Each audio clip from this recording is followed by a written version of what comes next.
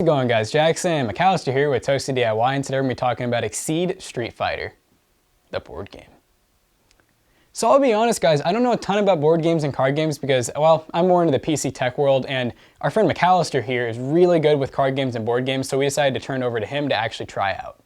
Yeah, so the Exceed fighting system is the way they've done the Street Fighter game. It's based off of a grid layout of cards, and you pick your fighter before the game begins, just like in Street Fighter, and they try to emulate that feel in the game with things like speed, your power of your attack, how far you have to be, and they do their best to bring the Street Fighter game into a board game.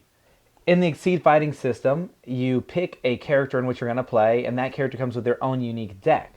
So if you think of things like Magic the Gathering or Yu-Gi-Oh, where you build your own things, you have to go for certain cards.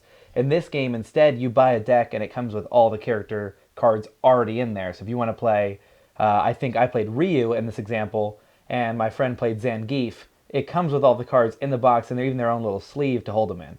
So one question I do have is what exactly makes this game different from something like, let's say, Yu-Gi-Oh or Pokemon or any other like card game where you basically have characters with stats? Yeah, so in this one, exactly, you have characters with stats. One thing that's different is in Yu-Gi-Oh and other games, you'll have board positions for where you place things, and it's going to be one for your opponent, one for yourself. In this game, you will have one straight line in which both you and your opponent play, and you're going to work your way back and forth across it, like in Street Fighter. You can go left and right on the screen, but the goal is to take down your opponent without, leaving the board by any means.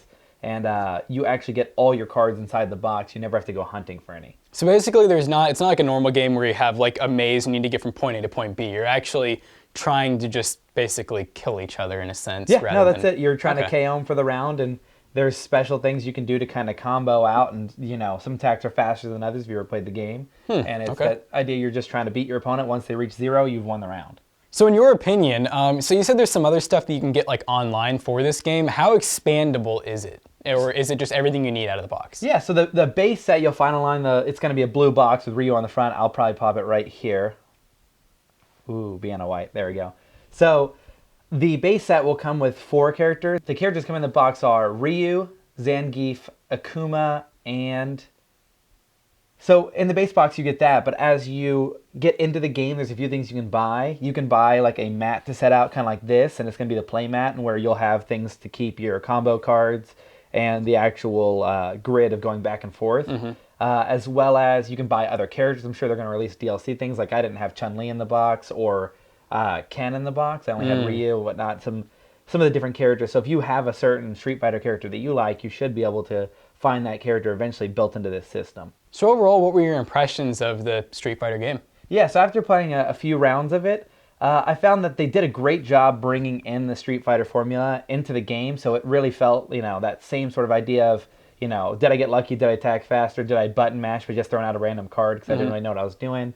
But in the end, we played about 3 or 4 rounds, and I think I'd play it again, but I might wait till I find a character that I liked more, because in the box I didn't really see one that I was huge on. I used like speedier ones, and they were kind of so-so in the box. Right, okay. And now, so one other thing I'll ask you, the last question is, what would you change about the game? If you were to talk to the developers right now, is there anything that you would add, take away, or change? Oddly enough, it's one thing, it's just position on the card. The speed is the first thing you'll look at when seeing whose attack comes out first, and it's the 3rd thing in the list. And that may sound petty, but I'm always like, where's that, small UI design that I can change just a little bit to make it easier, which is when you reveal your cards, whose attack hits first, and it's written as like the 4th or 3rd thing down. And I always remember we took a second because we had to work our way there. You had to look for the right one. Yeah, and we never got it. I mean, I always sucked at it. I was really slow. Yeah, okay. So overall, we really appreciate them for sending over the Street Fighter card game because it was a really cool game to try out, and obviously in a classic arcade game turned to a card game, we had to see what it was like. So don't forget to like, comment, and subscribe, and we'll see you guys in the next one. Now you say bye-bye. Bye, Mike. Konnichiwa. There we go. I got to do it for once.